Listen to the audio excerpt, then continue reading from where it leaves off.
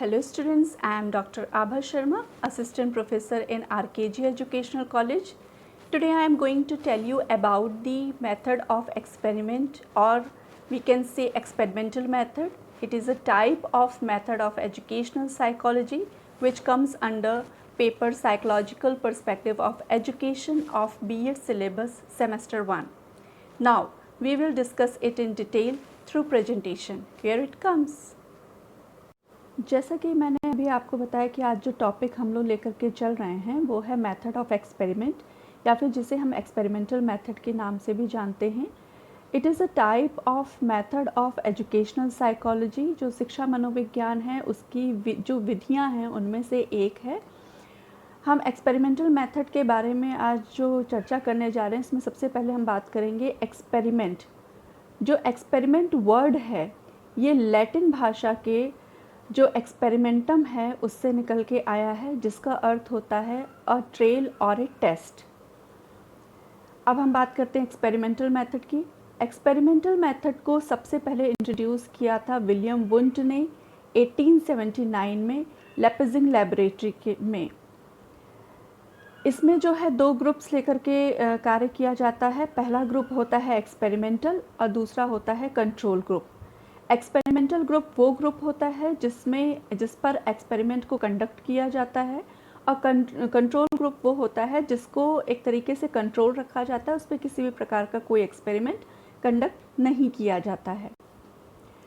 इस विधि के अंतर्गत कॉज एंड इफ़ेक्ट रिलेशनशिप को देखा जाता है कि जांच की जाती है। ये विधि, या यूँ कहें कि ये विधि जो है वो कॉज और कारण प्रभाव संबंध को ज्ञात करती है, उसका अध्ययन करती है। यह विधि बहुत ही साइंटिफिक है, बहुत फॉर्मलाइज्ड है। इससे प्राप्त जो भी रिज़ल्ट हैं वो एक्यूरेट होते हैं। एक प्रकार से ये एक ऑब्जेक्टिव मेथड है जो कि बिहेवियर की स्टडी करता है। आगे जैसे हम देख रहे हैं कि बहुत ही प्रिसाइज मेथड होता है। एक प्लान्ड वे में इसको किया जाता है, एक सिस्टमैटिक मैनर में इसको कंडक्ट किया जाता है, तथा एक कंट्रोल्ड मेथड है जिसको हम पूरी तरीके से नियंत्रित कर सकते हैं। इस विधि को अपनाने के लिए एक लेबोरेटरी की आवश्यकता होती है, या फिर हम इसे किसी क्लासरूम में कंडक्ट करा सकते हैं, या फिर किसी अन्य फील्ड सिचुएशन में भी हम करा सकते हैं। अगर हम इसको दूसरी भाषा में बात करें, कुल मिला के जो कुछ भी अभी हमने इस स्लाइड में देखा, तो हम ये कह सकते हैं कि जो एक्सपेरिमेंटल मेथड है ये कारण कार्य जो संबंध है इसको स्थापित करने के लिए प्रयोग में लाई जाती है। जो ये एक्सपेरिमेंटल मेथड है ये परिस्थितियों को नियंत्रित करके जो बिहेवियर है उसका ऑब्जर्वेशन करती है।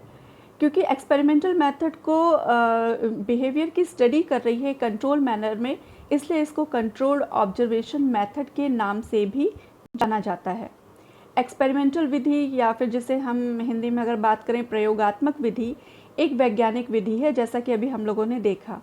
क्यों है? क्योंकि हम इसमें सभी जो वैज्ञानिक विधि के अंतर्गत जो भी स्टेप्स फॉलो किए जाने होते हैं उनका ये अनुसरण करती है। इस विधि में जो प्रयोगकर्ता होता है, जो एक्सपेरिमेंटर होता है, वो परिस्थिति या फिर वातावरण को कंट्रोल करता है, उसको नियंत्रित करता है, तथा निर्धारित जो भी उसकी परिस्थितियाँ होती हैं उसमें व्यक्ति के व्यवहार का अध्ययन करता है।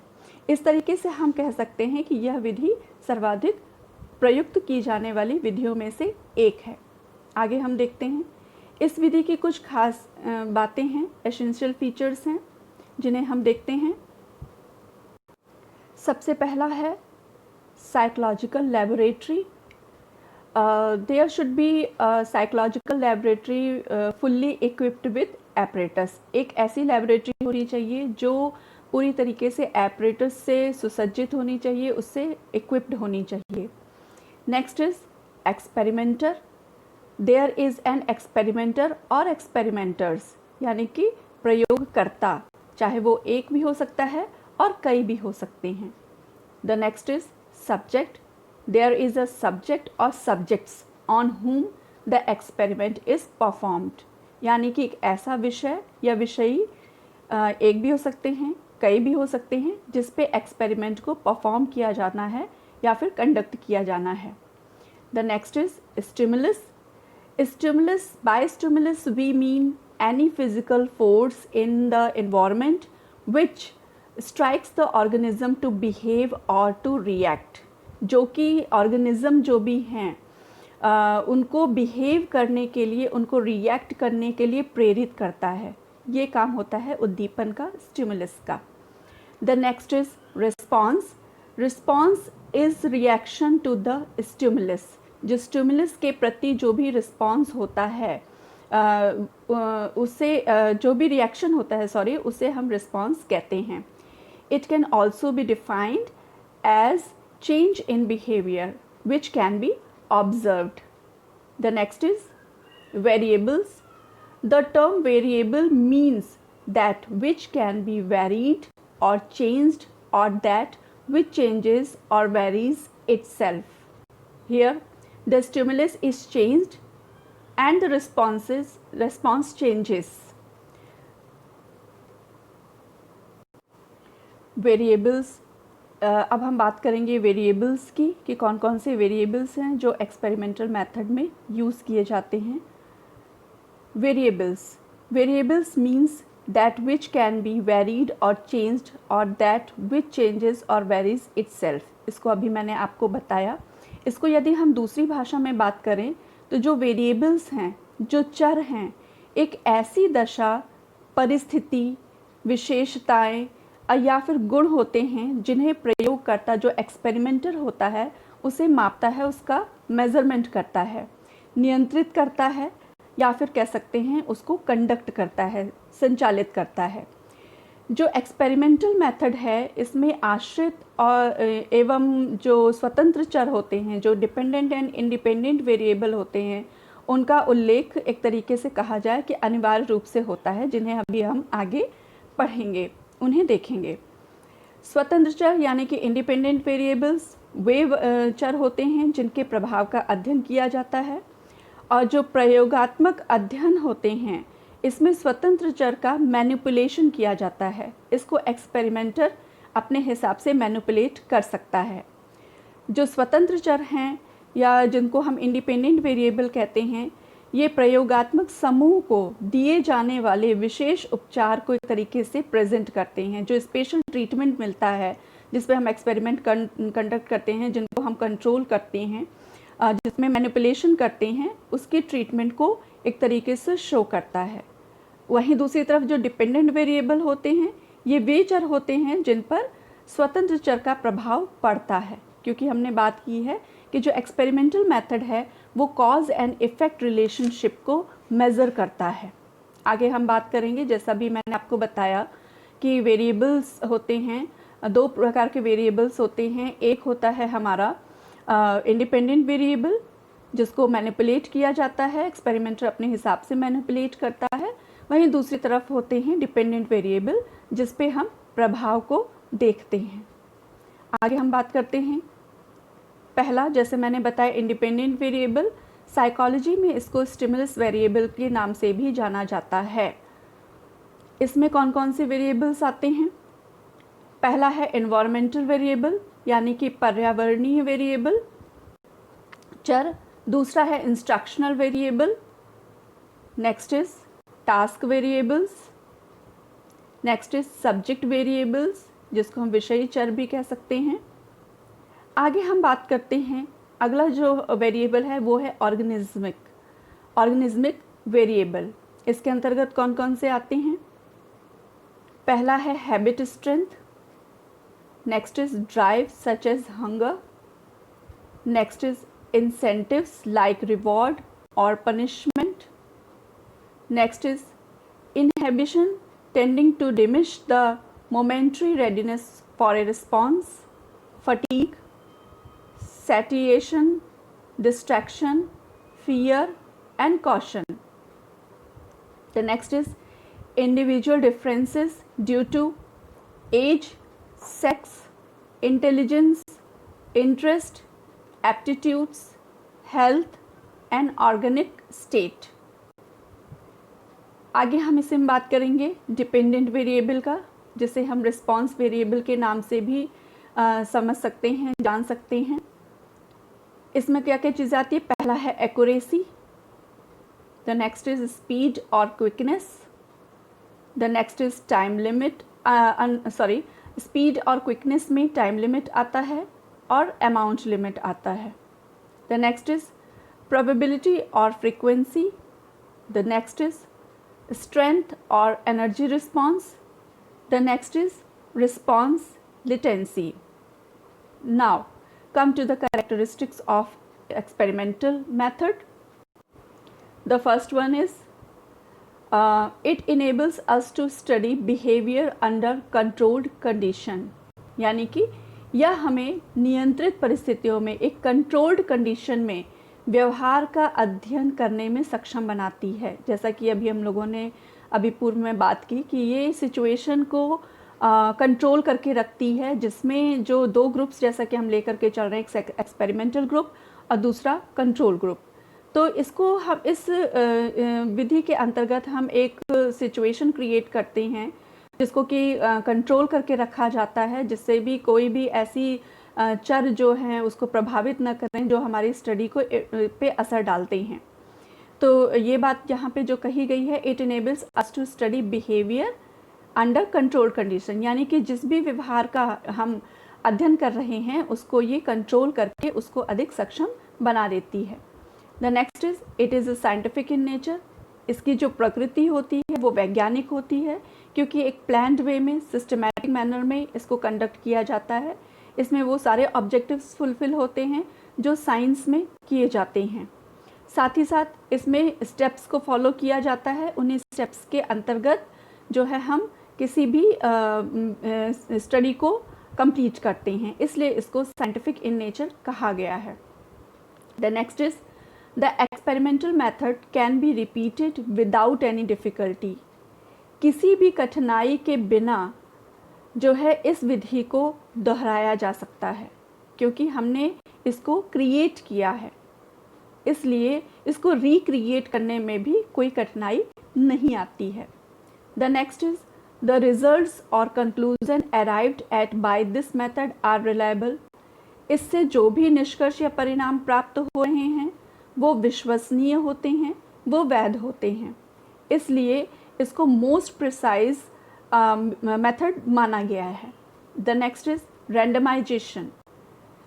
चूँकि पूर्ण नियंत्रण का आभास करना बहुत कठिन है, इसलिए जो प्रायोगिक या नियंत्रण समूह में जो भी मामलों को ये रैंडमाइजेशन के फॉर्म में असाइन करने का प्रयास किया जाता है.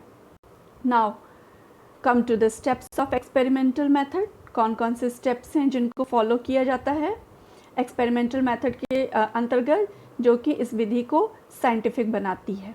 इसमें पहला आता है स्टेटमेंट ऑफ द प्रॉब्लम, यानी कि समस्या का विवरण.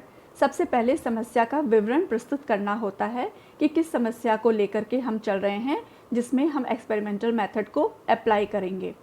The next is after the statement of the problem formulation of hypothesis किया जाता है, यानी कि कुछ परिकल्पनाओं का निर्माण किया जाता है जिनको आधार मान करके हम अपनी स्टडी को आगे लेकर के जाते हैं, एक दिशा देते हैं, अगर हम इसको इस भाषा में कहें तो. कि हाइपोथेसिस के फॉर्मुलेशन के बाद हमारी स्टडी को एक पर्टिकुलर डायरेक्शन मिल जाता है. The next is designing the independent and dependent variable. हमें ये निर्धारित करना होता है कि कौन से वो चर हैं जिनको स्वतंत्र रूप में हमें देखना है और कौन से वो चर हैं जो कि आश्रित हैं, यानी कि कॉज एंड इफ़ेक्ट रिलेशनशिप को देखना होता है और उसी में डिसाइड करना होता है कि कौन से ऐसे हैं जो इंडिपेंडेंट वेरिएबल हैं और कौन से ऐसे हैं जो डिपेंडेंट वेरिएबल की भूमिका निभाएंगे. The next is controlling the conditions of experiment. जो भी प्रयोग की कंडीशंस होती हैं, एक्सपेरिमेंट की कंडीशंस होती हैं, इनको कंट्रोल करना होता है जिससे कि वो बाधा के तौर पे हमारी स्टडी को, हमारे जो भी एक्सपेरिमेंट हम जिसको कर रहे हैं उसको प्रभावित ना करें. The next is selection of experimental design. एक प्रॉपर एक्सपेरिमेंटल डिज़ाइन को चूज़ करना होता है, उसका चयन करना होता है जिससे कि हमारी स्टडी ईजिली कंडक्ट हो सके. The next is analysis of the result. सारी चीज़ें होने के बाद जब हम डेटा कलेक्ट कर लेते हैं तब हम रिज़ल्ट की एनालिसिस करते हैं, यानी कि जो भी परिणाम प्राप्त हुए हैं उनका हम विश्लेषण करते हैं। आगे, verification and confirmation of the hypothesis by the result of the experiment. जो भी प्रयोग के परिणाम आए हैं उनसे जो परिकल्पनाएं हमने निर्मित की हैं, जैसा कि हम संख्या 2 में देख रहे हैं, formulation of hypothesis after the statement of the problem. हमने कुछ हाइपोथेसिस को फॉर्मुलेट किया है, उनको बनाया है। अब रिजल्ट की एनालिसिस करने के बाद हम उन हाइपोथेसिस को वेरीफाई करते हैं कि जिस दिशा में हम अपने कार्य को लेकर के चले थे, क्या यह उस अनुसार हुआ है या नहीं, और कंफर्म करते हैं फिर उस हाइपोथेसिस को by the result of the experiment. जो भी हमें रिजल्ट मिला है उसके आधार पे हम अपनी हाइपोथेसिस को, अपनी परिकल्पना को वेरीफाई करते हैं, कंफर्म करते हैं, तथा उससे जो भी हमारे कंक्लूज़न निकल के आता है उसे हम लास्टली जनरलाइज करते हैं। Now here are some merits of the experimental method. कुछ इसमें गुण हैं, उन गुणों की हम चर्चा करेंगे। This method is reliable and valid. क्यों? क्योंकि इससे जो प्राप्त आंकड़े हैं वो ज़्यादा ऑथेंटिक माने गए हैं, इसलिए इस विधि को ज़्यादा रिलायबल माना गया है, ज़्यादा वैलिड माना गया है। इससे जो भी प्राप्त आंकड़े हैं उस पर विश्वास किया जा सकता है, क्योंकि हमने इसको साइंटिफिकली किया है। ये एक साइंटिफिक मेथड है। The next is exact science. ये एग्जैक्ट साइंस के आधार पे है, क्योंकि हम इसको साइंटिफिकली या साइंटिफिक मेथड के थ्रू कंडक्ट कर रहे हैं, इसलिए इसको हम एग्जैक्ट साइंस जो यहाँ पे टर्म यूज़ हुआ है वो ऑथेंटिक बनाता है। द नेक्स्ट, क्योंकि ये हमें एग्जैक्ट रिजल्ट देता है, इसलिए यह एग्जैक्ट साइंस है। The next is universal application. This method has universal application. It can be applied in case of children as well as adult. The next is wide application. It has wide application in all the branches of psychology, especially in the intelligence measurement, personality measurement, attitude formation, individual differences or mental disorders. Now, quantitative measurement या एक quantitative measurement है। The next is pre planned. ये एक pre planned होता है, इसको पहले से हम तैयार करके चलते हैं। The next is variation and repetition. इसमें वेरिएशंस हो सकते हैं, किए जा सकते हैं, और इसको रिपीट भी किया जा सकता है, जैसा कि मैंने आपको पूर्व में बताया। The next is verification. It is given to verification. Results of the experiment can be verified. The next is some uses in utility in education. Experimental method has been widely used in almost all the aspects of education, like determining the aim of education, curriculum, methods of teaching, framing the timetable, recruiting teachers, measuring the achievement of the pupil, and in guidance program. We can apply this method. Now, come to the demerits of the experimental method. Experimental method के क्या demerits हैं, इनके बारे में हम चर्चा करेंगे। The first one is lengthy and time consuming. It is very lengthy and time consuming method, energy consuming method, we can say. The next is expensive. It is very expensive or costly as it requires well equipped laboratory or apparatus and experts to handle them. That's why this method is most expensive method, we can say. Now come to the next, difficulty in controlling variables. जैसे कि हमने बताया कि कुछ variables को हमें control करना होता है जो कि हमारी स्टडी को प्रभावित करते हैं। कभी कभी ऐसी परिस्थितियाँ आ जाती हैं, ऐसी सिचुएशन आ जाती है जहाँ पे इन वेरिएबल्स को कंट्रोल कर पाना एक्सपेरिमेंटल के लिए कठिन हो जाता है, जिसके कारण जो रिज़ल्ट होते हैं वो प्रभावित होते हैं और हमारे अनुसार या हमारी स्टडी के अनुसार उसका आउटपुट हमें नहीं मिलता है। The next is problem of measuring dependent variable. जो डिपेंडेंट वेरिएबल है इसको मेज़र करने में भी प्रॉब्लम देखी जाती है। The next is artificiality. There is a certain amount of artificiality of laboratory conditions and this artificialities does curb our results. क्योंकि आर्टिफिशियलिटी है, नेचुरल नहीं है, तो जाहिर सी बात है कि ये चीज़ उसमें शो होगी। The next is a gulf between laboratory and life. जो रियल लाइफ सिचुएशन होता है और जो लेबोरेटरी में हम क्रिएट करते हैं, इसके बीच में एक खाई होती है, एक गैप दिखाई देती है, एक आर्टिफिशियलिटी जैसे कि अभी हमने बात की है वो दिखाई देती है। The next is every phenomena can not be studied. हम प्रत्येक फिनोमेना को स्टडी नहीं कर सकते हैं। Okay, that's it for today. Now we come to the summary कि आज हमने कौन कौन से पॉइंट्स को कवर किया है अंडर एक्सपेरिमेंटल मेथड। सबसे पहले कुछ एसेंशियल फीचर्स के बारे में हमने बात की थी। कौन कौन से एसेंशियल फीचर्स हैं जो कि हमारे एक्सपेरिमेंटल मेथड के लिए आवश्यक हैं। देन वेरिएबल्स, कौन कौन से वेरिएबल्स हैं जो कि प्रयुक्त होते हैं एक्सपेरिमेंटल मेथड में, जिनके अनुसार हम अपनी स्टडी को आगे लेकर के जाते हैं। The next is characteristics of experimental method. जो एक्सपेरिमेंटल मेथड है उसकी क्या विशेषताएं हैं, इसको हमने देखा। Some steps of experimental method, merit and demerit of experimental method. That's all for the today. Thank you.